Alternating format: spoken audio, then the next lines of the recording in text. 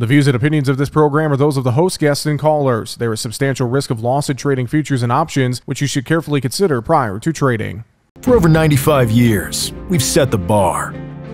Power, we restored it. Protection, we reinvented it. Record yields, we redefined it.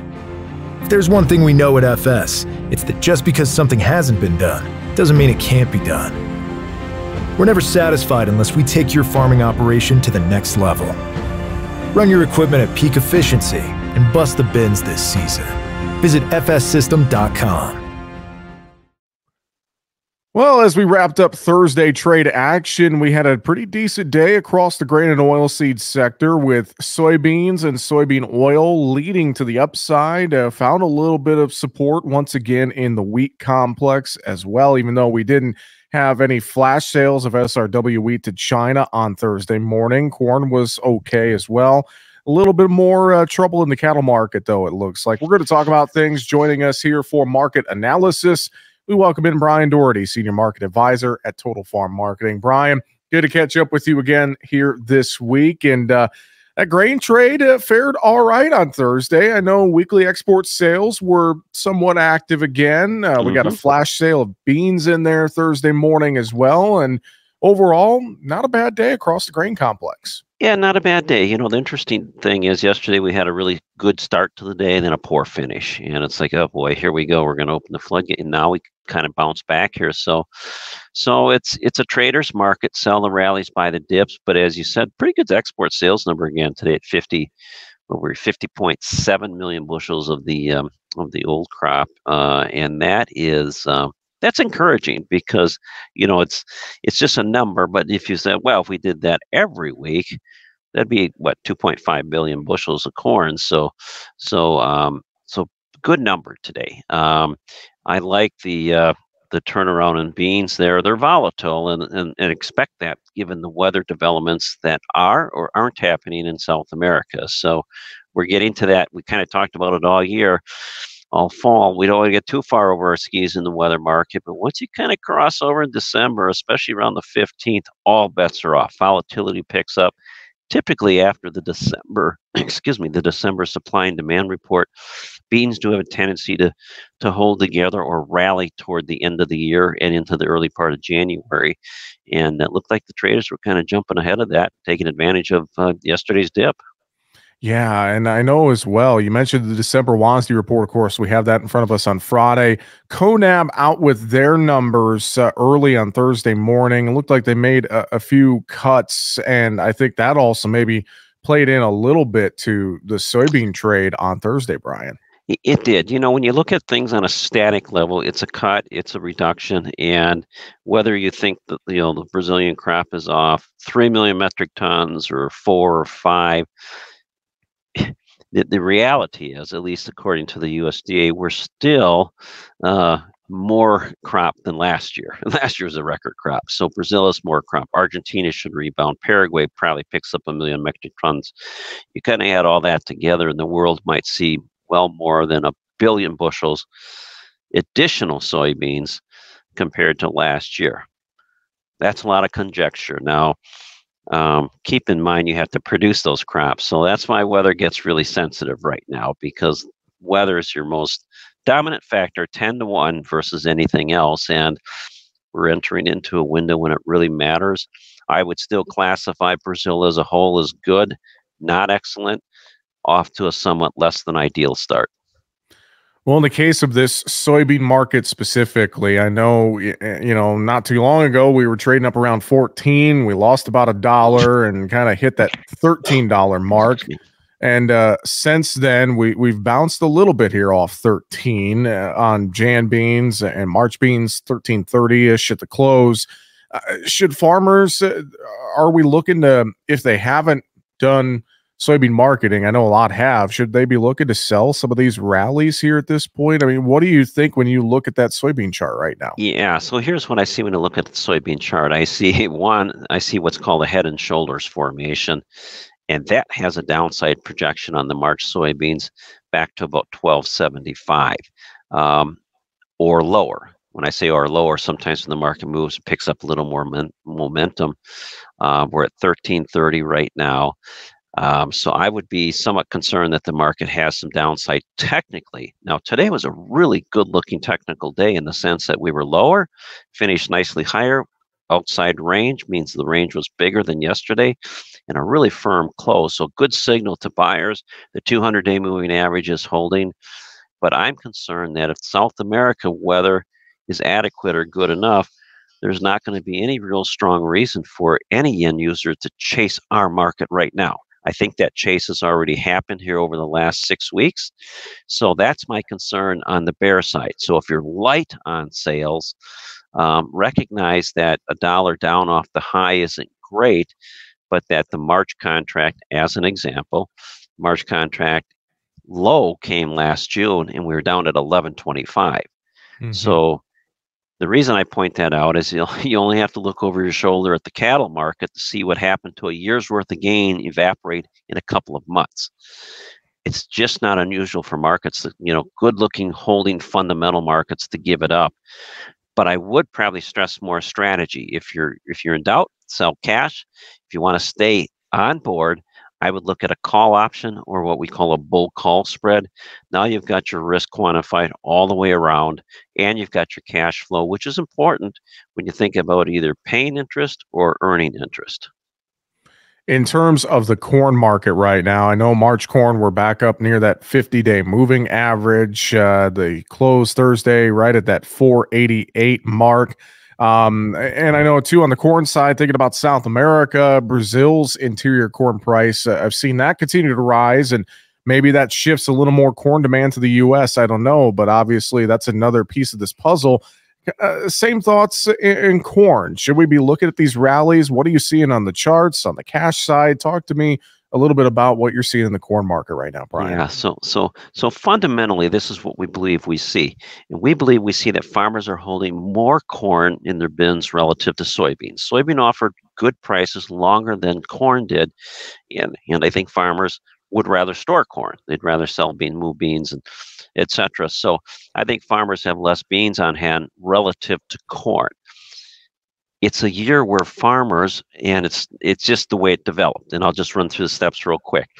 Big inversion market, a lot of dollars received for the old crop last winter. I think farmers were great at selling the old crop and taking advantage of those high prices. But that inverted market and then the dry weather pattern that was developing, there just wasn't much incentive to sell. And then when the market did rally in late June, remember it rallied quickly and evaporated even quicker. So you had to go from super bull to super bear in a couple of days.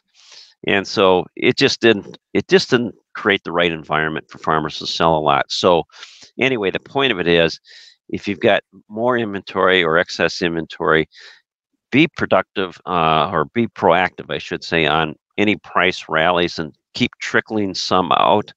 I'm not worried that corn's going to fall out of bed, but I'm worried that farmers are going to store a lot of corn for potentially a lot of time and find out it's been a zero-sum game and actually cost some money to do that.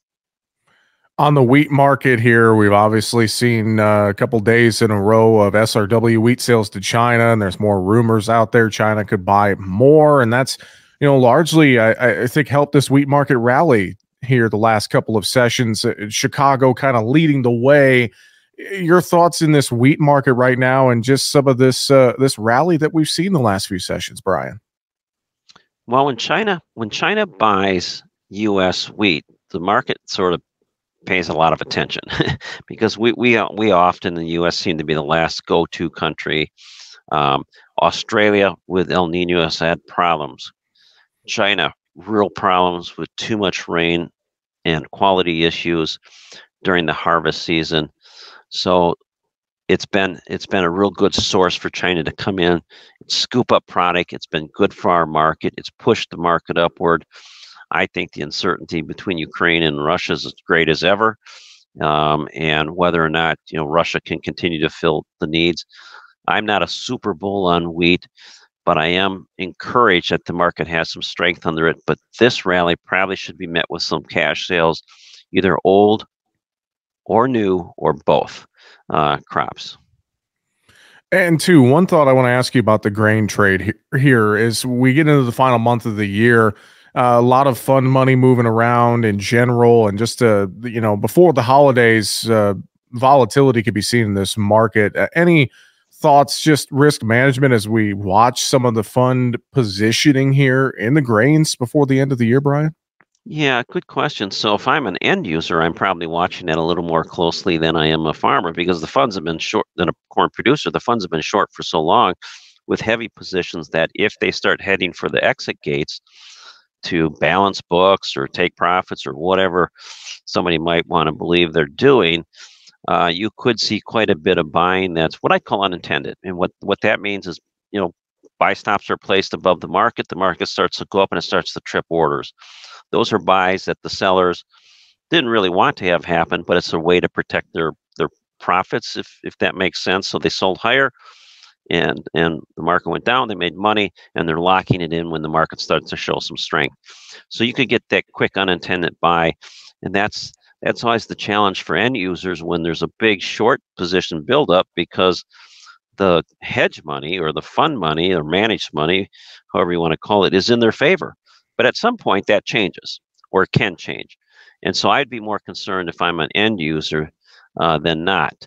I think what I would continue to watch, yeah, I'm going to start with soybeans, is to see where the funds start putting their money here after the stocks or after the USDA report tomorrow.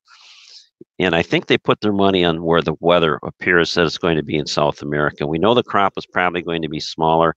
Now it's just a matter of how far it could get downgraded if conditions don't really, when I say really show improvement. There's been recent rains and it's a big country and they're going to have a good crop, but are they going to have a great crop or is it going to be a big mediocre crop? All of a sudden you might see that export market find quite a few more buyers and more urgency to buying. We are talking today with Brian Doherty, Senior Market Advisor at Total Farm Marketing. Brian, let's go over to the livestock trade. Cattle, hogs, dairy, a lot of red I saw on the screen in all three on the day. Especially this cattle trade. I know a lot of folks are trying to make sense of what's happening on the futures at the CME right now. Just a lot of volatility and most of it's to the downside. Any thoughts for you as you look at the charts, look at technical damage we've done? Just can't seem to find our footing here in this cattle market right now. Well, the technical damage has been severe and something we've talked about for several months as the market moves higher, get your puts underneath because when it tips over, it can be violent. And here it is, it's tipped over and violent. And I often talk about what takes a market X periods of time to go up. It can go down in about a third to a fourth of that. So if it took 10 months to go up, it can take 2 months to lose at least half, if not more than half. And here we are, cattle futures trading, we're basically back down to where they were a year ago on most contracts, giving away all of the futures gains. As a market goes higher, what often happens is you don't see it initially. But what happens is like today, we see an export sales number that's just dismal. Mm-hmm. So as the market goes higher, those little demand things start to pick away at the market, and none of it kind of just jumps out at the market. The market's focusing on the fundamental factors: tight supply, low cattle herd, smallest herd in 40 years, etc. But once it tips over, it gets really challenging. We're kind of getting into no person's territory right here because at these prices, we should be generating the bigger picture should now generate demand. And maybe very active demand. The question is whether or not it's going to come in quick enough to rescue the market. And when I say that, this is only one segment of the population, but if you were a person looking at your stock portfolio 401k here several months ago, you're kind of down and out. All of a sudden, Dow's at the high for the year. I think people will spend money, but what's catching up to the market is those who are incurring credit card debt, interest payments, all of those things put a reset into where the equilibrium price should be for cattle prices. On top of that, when prices were higher, I think, and I'll give just a brief example of what I feel goes on in an industry is, let's say I'm just going to make something up. You have a TV dinner and you have a little 6-ounce piece of patty of meat in there, and the manufacturer now creates a 5-ounce you really don't, as a consumer, notice the difference much, if at all. But that's 1/6, and that's 16.7%. So all of a sudden, you add that up by tens of thousands or millions of TV dinners, as an example. That's how demand can sort of siphon out of the marketplace. Um, Chain speed has slowed. Packers have been losing money on the way up, supposedly, and this all catapults into this big downturn. But now this gives, I think, the market a good fresh reset, and it really needed a correction to spur demand. And I think we're in a demand spurring correction right now. If I'm a cattle producer, a hog producer, if I'm a dairy farmer, I think I could put all those folks together here as we near the end of the year. I feel like need to maybe be cautious and manage your risk as best as you can here before we near the end of the year across the entire protein complex, Brian. I think you do. I think you just have to. The trend is down in all three. I think you need to be with a defensive mindset and posture. I think you need to, basically ante up if you're going to defend this market. Step up and defend. The hope strategy can only work for so long in downtrends.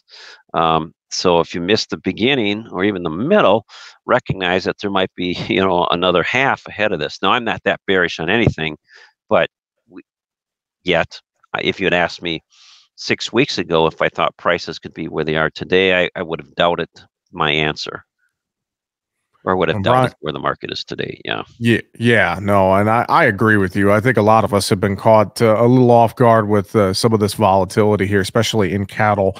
Let's wrap it up today, put a bow on things. Final thoughts from you. Anything you would say or reiterate to folks listening in here today? I think let's just reiterate that in the grain markets, particularly corn, big carryout number, that'll be reflected tomorrow.